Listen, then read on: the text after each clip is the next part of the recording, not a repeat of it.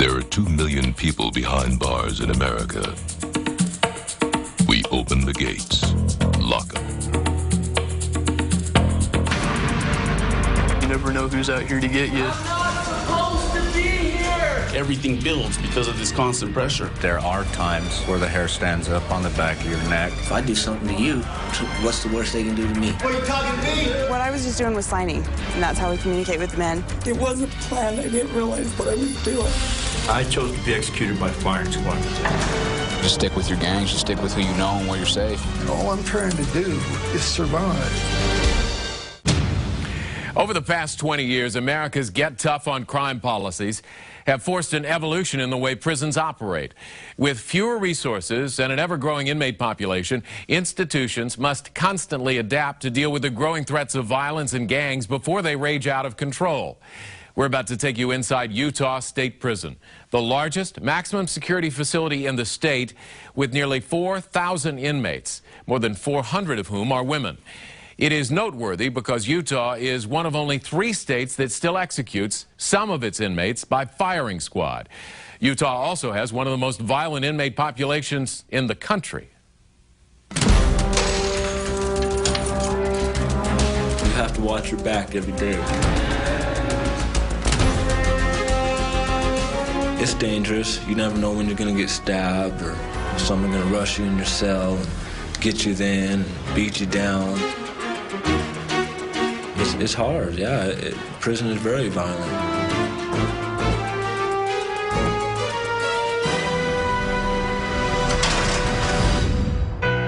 In the shadow of the Wasatch Mountains, just south of Salt Lake City, lies Utah State Prison, or USP.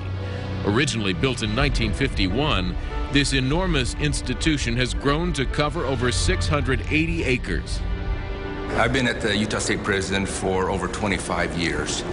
And during that time, we have gone from 1,200 inmates to almost 4,000 here. Warden Clint Friel has been tasked with the responsibility of running 7 different facilities that house every variety of inmate. From gang units to female offenders to death row, USP holds it all. The facilities at USP have earned their monikers from the surrounding mountain ranges, with names like Wasatch, Oquirrh, Timpanogos, and Uinta. Building Uinta 5 houses the prison's Receiving and Orientation, or R&O. Uinta 5 is probably a time when they are most afraid. It's when they first hear the slamming of the doors, see the officers, and it can be a very difficult time for the inmates. After 20 years in the corrections business, Lieutenant Dale Whitney knows that the first few moments with an inmate can be the most dangerous. We don't know when these guys came in what their crimes are, if they're coming down off of some kind of drugs. We don't know what their mental state is. Later, anything you're allowed to have will get back to you. It'll be letters, photos, legal papers. Basically, that's it. Then our intake officer will take them one at a time back into a strip room and strip them down, do a visual cavity search. Shorts and all that, too? Yep. They try to do it with a level of dignity and respect so as to not to make the person uncomfortable. Okay, bend over, spread your butt cheeks. Okay, thank you. What size of underwear? After receiving their prison-issued jumpsuit, shoes, socks, and toilet kit, each inmate's property is inventoried. You know, I honestly don't think my life was that messed up. I lived the basic normal life and everyday normal human being. I had a problem with drugs. Galen Cisneros is at USP for possession of a controlled substance. I don't want to come in here with no chip on my shoulder thinking I'm going to take on everybody, because I know that's not going to happen. I just really want to keep my head down, stay out of trouble, and try to get through this as fast as possible, you know? Each inmate is photographed with special attention paid to their tattoos. One of the reasons is to document what kinds of activities they may be involved in while they're inside the institution. For instance, if they belong to some sort of a white supremacist gang, Hispanic gang, Asian gang. Ever been diagnosed with an STD? No. Ever had sex with an IV drug user? No. Each inmate is given a thorough medical screening to determine their medical history and prevent the spread of disease. The inmates will spend most of their first day in this holding cell named the library after its former purpose. It's here the inmates will have their first prison meal. It's a lot better than where I just came from, that's for sure. The food used to actually be a lot better, but after the population started getting worse and worse, the food started getting worse. Randy Russell is no stranger to USP. He first came in at the age of 15 and did 17 years on a robbery charge. Randy, it's not good to see you, okay? Now, Randy's back on a parole violation, leaving behind a wife and 4 children. And at one time when I thought I was going to come back, I even asked my wife, I go, should I run? And she goes, well, I'm not going to make that call. And she goes, but you can't take me with you. So, you know, if I'm not with my wife and my kids, then freedom's just not freedom anyway. Yeah, grab that form in your pen. Come with me, please. Andrew Dykeman is in for statutory rape. Unlike Randy, coming to prison for Andrew is a new and frightening experience. I'm pretty nervous and I'm scared, you know. Wasn't expecting to be here. It's a scary place. Oh man, I've heard stories about what goes on at night here. I've heard stories about people getting killed, you name it. Five control, open library. Dykeman. In order to properly classify the inmates, they will spend several weeks on this cell block as their behavior is observed. Because they must be considered a security threat until classified otherwise, these new arrivals will remain locked down 23 hours a day. Let's finish up. I'm not supposed to be here. This is the hardest part because you're in here with very little to do. You sleep, you eat, and you sleep some more, and you eat some more. Basically what we got here, kill time with playing 10,000. What you make them out of? It's basically toilet paper and just mold them up. And after that, just draw them. Then we make dominoes. Got our dominoes made out of soap. It's lucky because both of us want to exercise. Sometimes you get with a cellie that doesn't want to exercise, and it's nice to have somebody that does because then you can use their body weight. You want to not look over your back as much, and if you stay physically fit, they'll leave the hands off of you.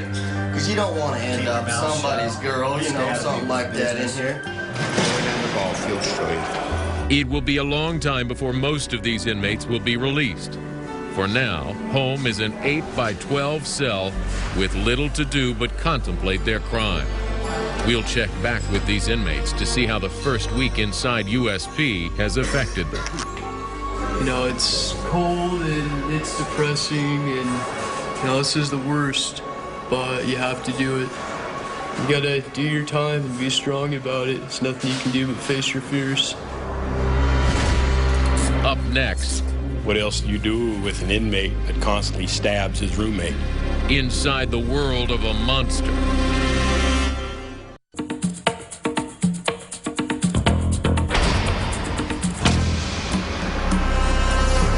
You can go insane over here. And you see a lot of people like that. After they've been over here a long time, they just withdraw into themselves. And they start hating everybody. Separated from the rest of general population is USP's Uinta 1 facility. Our Uinta 1 is a super maximum security. Basically, this is the jail inside the prison. Lieutenant Jeff Myers has served at USP for over 25 years, including 6 in Uinta 1. We'll have inmates that have shown very negative behavior in other housing units. They have assaulted their roommate. They have assaulted staff. They have tried to escape. So this is it. This is end of the road. In this unit, inmates are single-celled to reduce the chance of assaults. There are also units called intensive management, where extreme measures are required when dealing with inmates. These men are only allowed one 20-minute shower every other day, and 1 hour of exercise a week alone in a small concrete yard. Sandbags are used to prevent inmates from flooding their cells with the water from their sinks or toilets. Shields are required to protect officers while serving meals. Signs designate certain inmates as spitters or slimers, those who throw urine or feces at officers. We had an incident not too long ago where an inmate actually reached out through the cuff port, stabbed one of our staff, one of our officers. So now whenever the cuff port comes down, the staff will always put the shield in front of the cuff port to make sure no foreign object comes out of the cell to hurt our staff. Should an assault occur, officers are armed with an arsenal of pepper spray, a pepper ball gun, and if necessary, lethal power. These officers come here every day and they put their life on the line. Or they put up with not only verbal abuse, but physical abuse and mental abuse.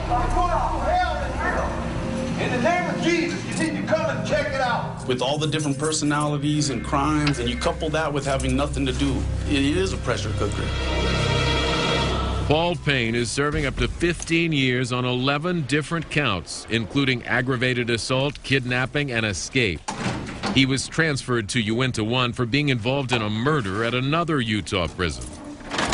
Everything builds because of this constant pressure, and then eventually everybody pops off.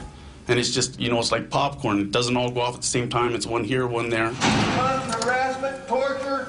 Being here for 15 years seems like a waste. You know, I could have went to college. You know, that was my plans. And I mean, it was just, everything got thrown off track. What else do you do with an inmate that constantly stabs his roommate? Paul Payne, he has a track record, not just violence, chronic, terrible violence. Thomas Headley is in Uinta 1 for his own protection. Because I was a member of the Mormon church and a sex offender, this individual decided that he was just going to beat the living crap out of me, and then in the process of it decided he was going to kill me. He's serving 15 years. They have been holding me in the section that they're in right now because I absolutely refuse to be housed among people that are going to cause me harm. About a quarter of USP's 4,000 inmates are sex offenders. Most, like Thomas, have been targeted for their crimes. We're constantly finding them assaulted. We're constantly finding them extorted. I've got a safety list that's got at least 20 names on it with people that told me in no uncertain terms, "You're a dead man if we ever get our hands on you." I admitted to having an improper sexual relationship with this girl. She was 14. I am a man that is attracted to young women, God forbid. I have 16 months left to go, and all I'm trying to do is survive. Stephen Johnson was convicted of killing a rival in a gang fight. I'm currently incarcerated for first-degree murder. So I struggle every day, but it's a battle that must be won, and I'm going to win it. Stephen isn't up for parole until 2021. With an ailing mother, Stephen's crime could be more costly than he ever could have predicted. There's Mom's. Got Mom right here. You know, I keep her close to my heart. She's with me every day. I hurt every day to think about the past that I led and to sit here and think every day of my life. And every day to wake up and look at concrete walls and steel bed and knowing that you don't have no loved ones there that you can embrace. It's probably the hardest thing that an individual can go through. Coming up, life inside Utah State's general population and the code its convicts live by. They got their rules, we got ours, you know.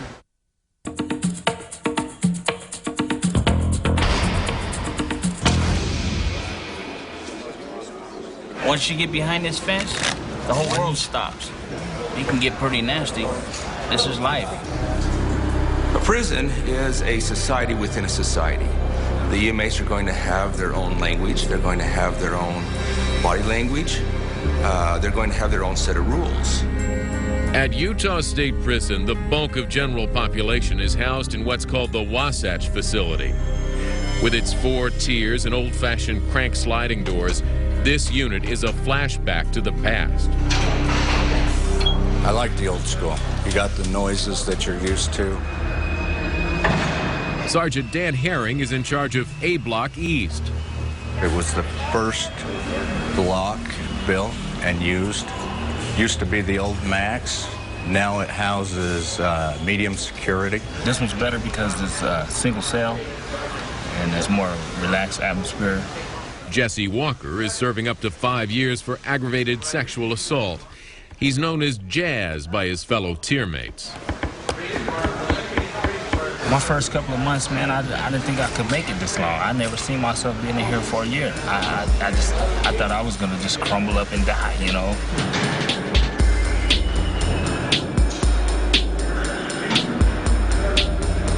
On A East, there are only 2 officers to manage 95 inmates. It's almost like a college of psychology, deviant and otherwise. You learn a lot about people, their movement, their eyes, things that tell on them. I'd be a liar if I didn't say that there are times where the hair stands up on the back of your neck, but that just goes with the job. With the numbers heavily in their favor, many inmates see themselves in the position of power. They're only in there to make sure nothing major goes on. And other than that, inmates run everything else.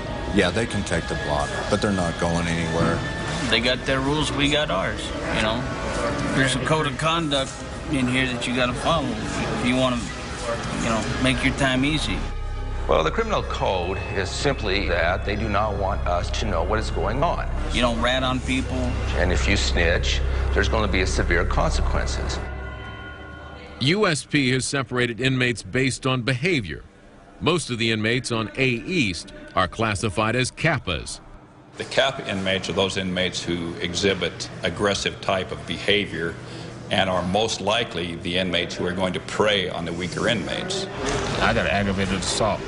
So anytime you come in here on violence, you're automatically a Kappa. Because if you can do it out there, you can do it in here is what they figure. And if you're a Kappa, you know you're gonna get along with these people because you know the street rules. But if you're weak, you ain't gonna have no fun, period. If they don't like somebody that's in here, they're seriously not gonna let anybody in their section. They'll get moved. They'll get moved. They'll straight out get told you get your ass down to the pod and you're leaving. You ain't welcome on the block. There is a pecking order that they go by. As far as them moving other inmates off the block, it happens. This is life. This is the consequences for being locked down. Well, if you look up, the 4th deck's pretty high, you know. A lot of people take an elevator ride. The problem is there ain't no elevator. The fall doesn't hurt them. It's a sudden stop at the end. The inmates have created their own hierarchy in this unit based on their own form of respect. The old-timers live on the top tier.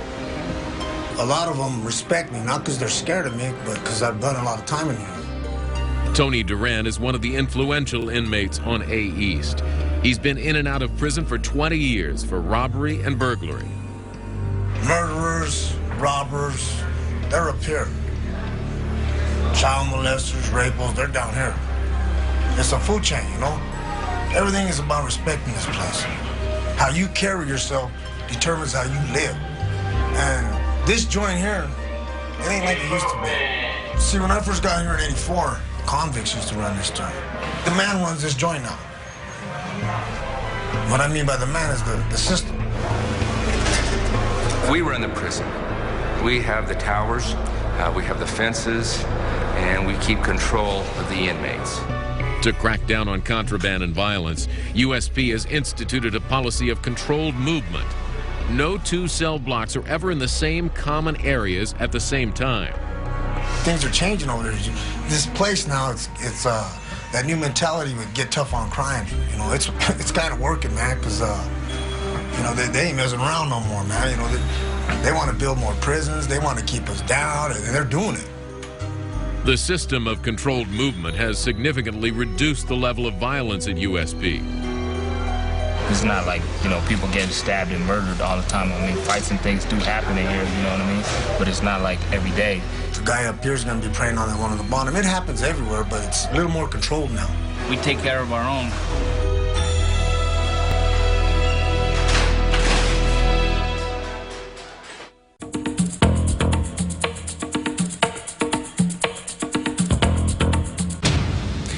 Utah State Prison is an institution in flux, constantly adjusting to the changes in the state's evolving criminal landscape, especially the trend of younger and more violent inmates coming into the system. Many of these men also come to the prison affiliated with a gang.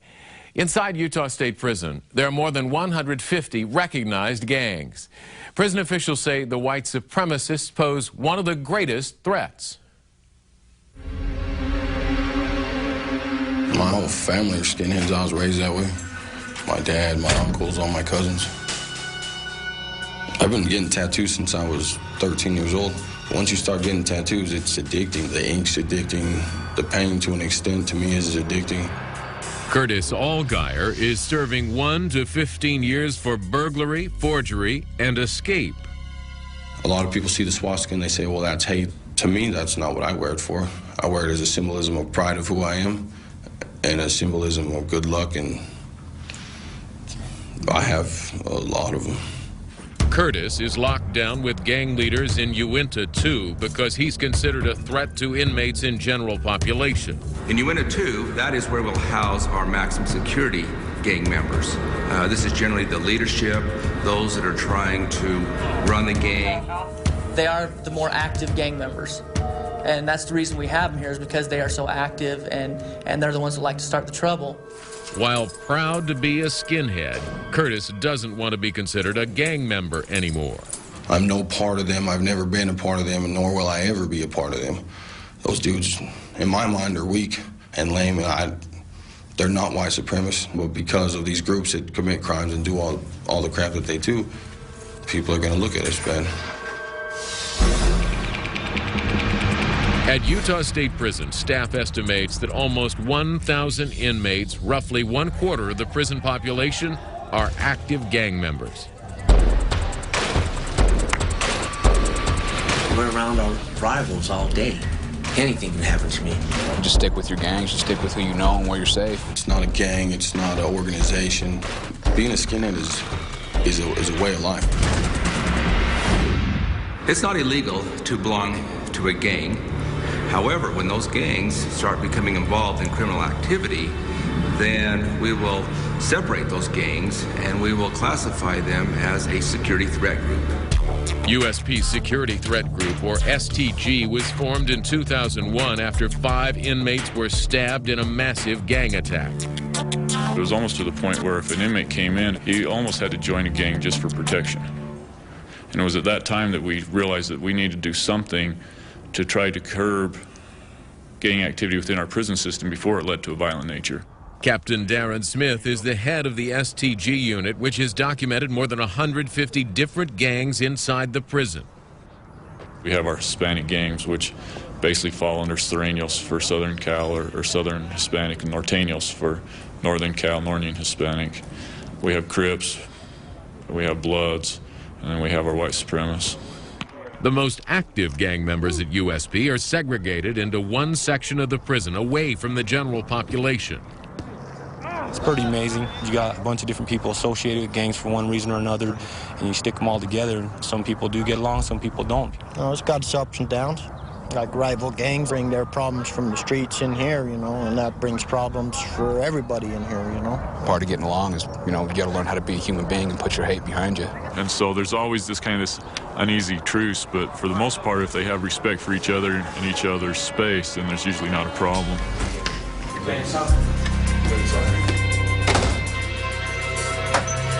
While segregated from the rest of the general population, within this unit, the inmates are integrated, meaning a member of a Latin gang could be housed with a white supremacist. We try to create a balance throughout the building, so they kind of have to live around each other, but there's not a big congregation of one gang versus another. They'll hang with their certain group. They're in such a confined space that they're still basically forced to interact. They'll do calisthenics, they'll lift water bags, they'll play handball, they'll play cards. It just brings more tension because they're trying for us to get along, but not everybody thinks that way. There's other gangs that just don't want to get along. Felix Solis is a member of OCC, Ogden's Craziest Chicanos, a local Utah gang. He's serving 11 months for possession of a controlled substance. And I have never seen so much gangs all in one place before. If you gangbang and if you're down for your set, you're down for it, no matter what it takes. You can tell anytime something's going on.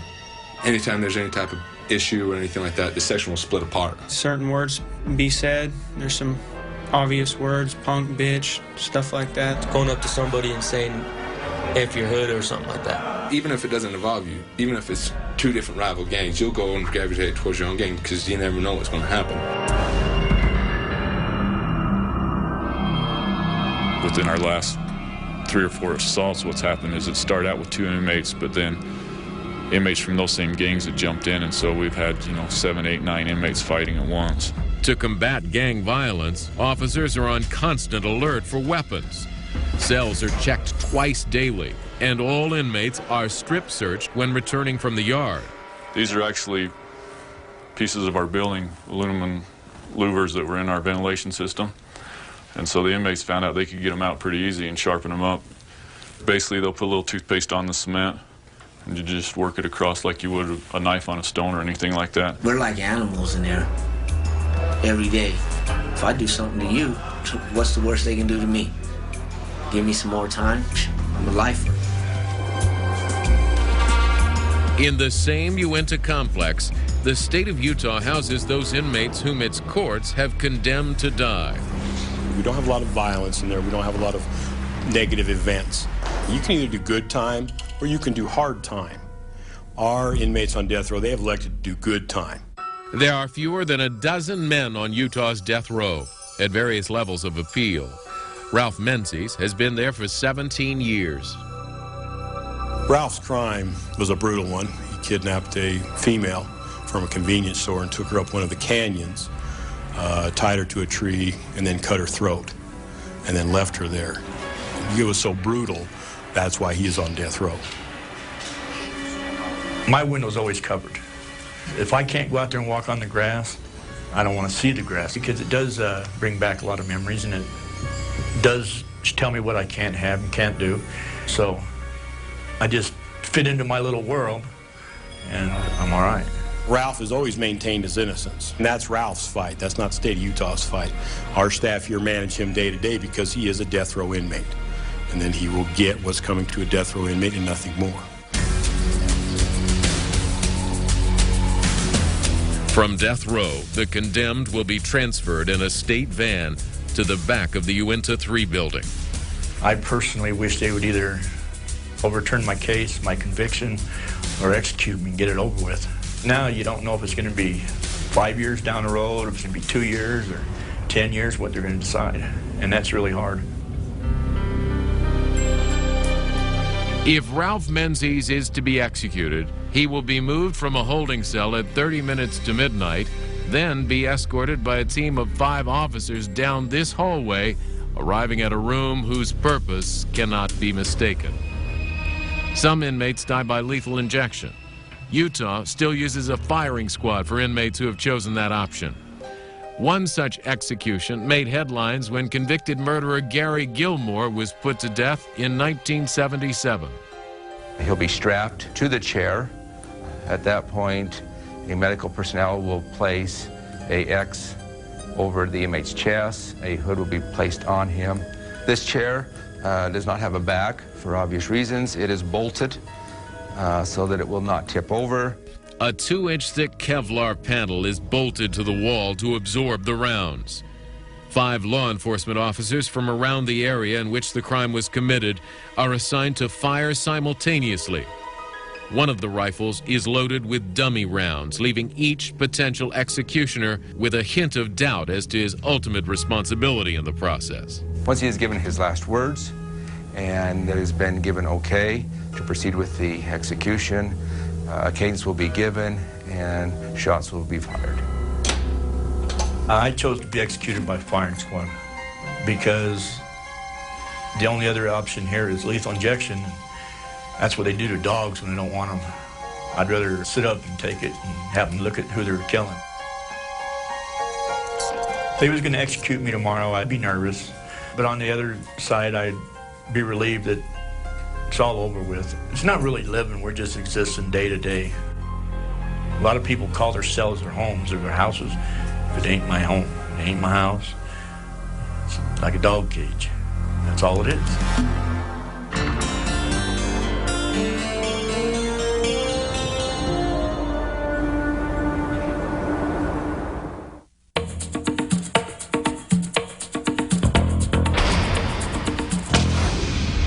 Utah State Prison is one of the only penal institutions in the country that houses both male and female offenders. USP's 430 women are housed here at the Timpanogos facility. They come from every social, economic class that there is. Women come in and say, I didn't ever think that this would ever happen to me, and here I am. The Timpanogos facility is split into 4 buildings, or stars. Lieutenant Galia Whitney supervises Star 4, home of the Excel program, a therapeutic community for substance abusers. I'm in here for 0 to 5, possession with intent to distribute. Possession of a controlled substance with intent to distribute. 2 counts of distribution of methamphetamine and illegal sale of a gun. While only 50% of USP's female inmates are here specifically on drug charges, a large majority of these offenders are doing time for crimes committed in order to support a drug habit. It numbs you up and you just don't feel. You become somebody that you would never expect to be. Cheryl McGarry is serving up to 5 years for forging a credit card application, a crime she perpetrated in order to buy drugs. This unit's very good because the women all support each other. It's like a sisterhood. In the community, they have mentors. They have support for each other. So +9 plus -6. Exactly. We have set it up so that everybody gets positive reinforcements all the time. We realize the consequences, what we've done because of the wrong choices we've made and how we've harmed our loved ones. We can't change the past, but we can change the future. I'm just a totally different person. You wouldn't have liked me 7 years ago. Cindy Johnson has been clean for some time. A graduate of the Excel program, Cindy discovered her drug problem only after it was too late. I am here on a first-degree murder charge. I've been here 7 years. I was a housewife. I have 4 children out there. I got into the pain pills. I got involved with an older man that was giving me his pills for sexual favors. And it just got really deep, and I broke it off with him, and it got bad. We got into a big fight, and I went over there with the bat and hit him in the head with it. That's my little boy, Skylin, with his sister, Kristen, when I came to prison. My baby boy was only 1.5 years old. And it was devastating because it wasn't planned. I didn't realize what I was doing. Although Cindy won't see the parole board for another 7 years, she has made things right with her children. My girls are older now. They can drive up and see me. My youngest son, now 9 years old. I just talked to him yesterday on the phone. He's just doing really good. And I have a good relationship today, even if it's over the phone, just because I'm sober. Like Cindy, many of USP's female inmates struggle with cycles of abuse that stem from destructive relationships with men.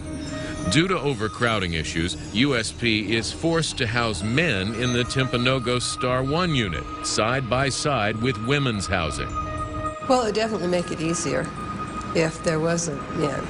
It would help the women focus more on what they need to focus on. The prison goes to great lengths to reduce contact between the men and women, ensuring that they are never in any adjacent yard areas at the same time, and covering windows to prevent them from seeing into each other's housing units. Nevertheless, the 2 genders have devised other ways of keeping in touch. What I was just doing was signing, and that's how we communicate with the men.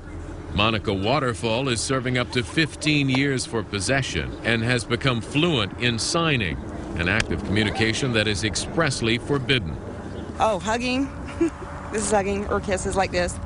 Communication is a big thing in prison. So if they're signing to those guys, whether it's I love you or he did this to me, take care of him, I'm not going to decipher whether it's positive communication or negative communication. It just can't be. Kay Law is serving 5 to life for running a meth lab with her husband Scott. Kay is housed in Timpanogos Star 2. Scott lives next door with the men in Star 1. I never actually contributed as far as in the making of it, but yeah, I was using. I love him, and there was nothing I would have ever done to hurt him in any way, so yeah. I mean, if he was going to go down, I was going down with him. She could have decided, well, this guy's, no good guy, and left me. It means a lot to me that she still cares, she's still there.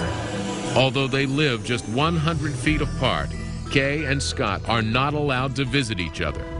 The few moments a week she passes by in sight of the men's yard is the extent of their contact. There's times I wish I could just sit down and talk to him or give him a hug or whatever, but I feel lucky. I do. I'm lucky that I just get to see him and have him right there. You know, just a little glimpse makes my day. You know, it's right there on my wrist, my watch. You know, when it comes that time, I'm there. With their parole hearings coming up, both Scott and Kay hope to be out of prison within a year and are looking forward to a fresh start. I feel like I owe her a lot, and I want to make up a lot that we've missed. I can't change what happened, but I can tell you that I've learned a big lesson from it. And in a sense, I can say maybe it was a blessing that we came here. I think that it's made our love stronger. We can build from this. You know, this is our foundation now. We've experienced the low of our lives, and it's just going to get better. Coming up, while getting used to life at USB is difficult for some, you never know who's out here to get you. For others, getting out is the greatest challenge of all. I hope this is different. There's your daddy. I'm scared though.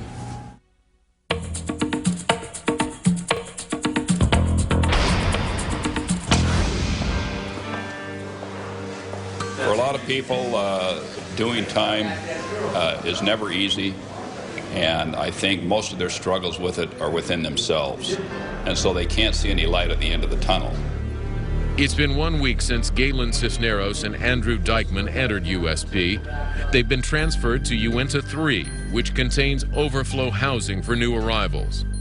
I'm thinking more on the lines of changing my life now, because I'm getting a little too old for this, you know?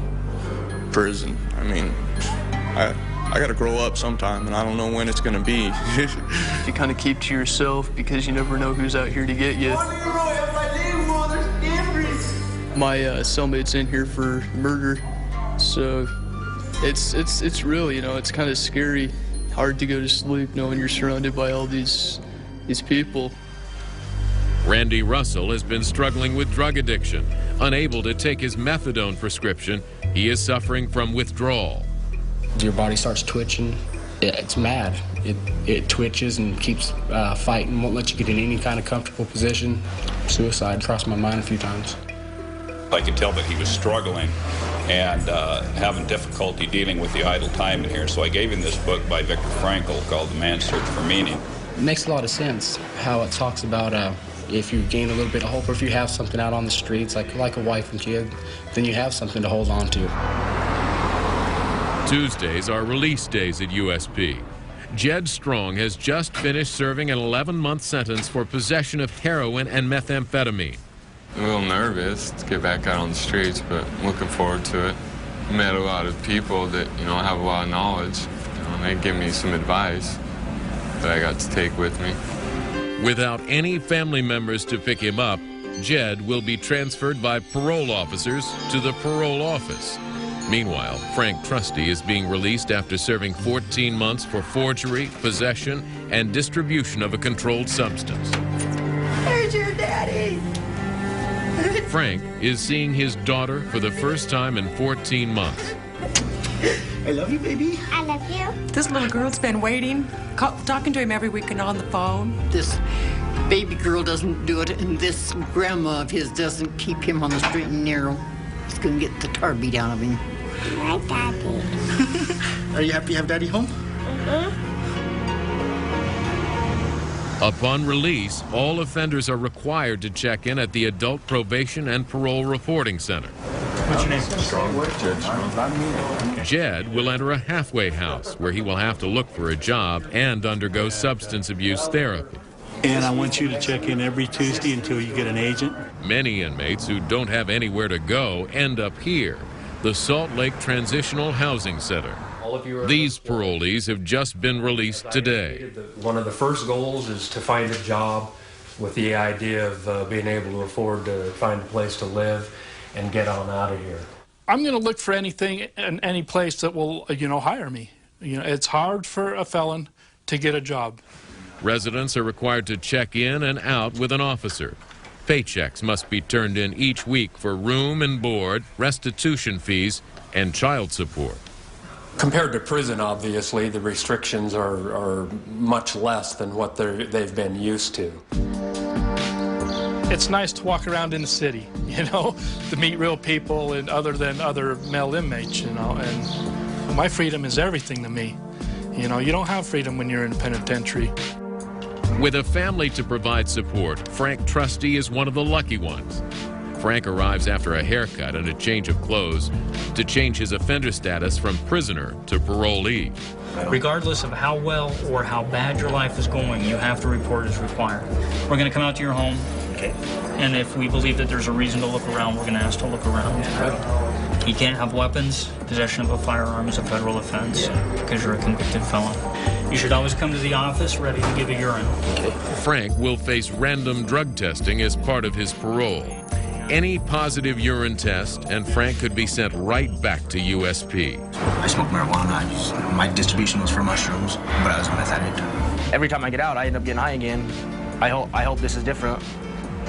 I'm scared though. Frank's 30 years old, and that's where offenders are usually on the cusp, where they'll start aging out, they'll slow down, and they'll start making responsible decisions. You'll hear a lot, I'm too old for this, I'm too tired for this. So if you're not hanging out with the bad guys, if you're not using drugs, if you're employed, it shouldn't even be a problem. Exactly. You're going to move on, and this is going to be, you know, the first day of the rest of your life. That's how I'm trying to look at it. Statistics show that if an offender is able to stay in the community for 6 months, they have a 30% chance of completing parole. That percentage rises to 50% if they are able to stay out a year without reoffending. I don't know that there is anything I can do to make up for it. You know, hopefully I can be a good dad and be an active member of society and not, you know, take from people. Try to give back some of what I took. Hopefully that'll be enough.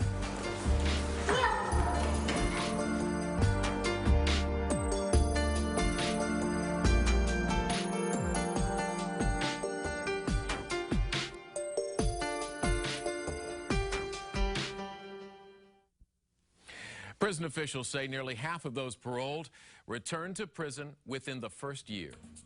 That's our report. Thanks for watching. I'm John Siegenthaler.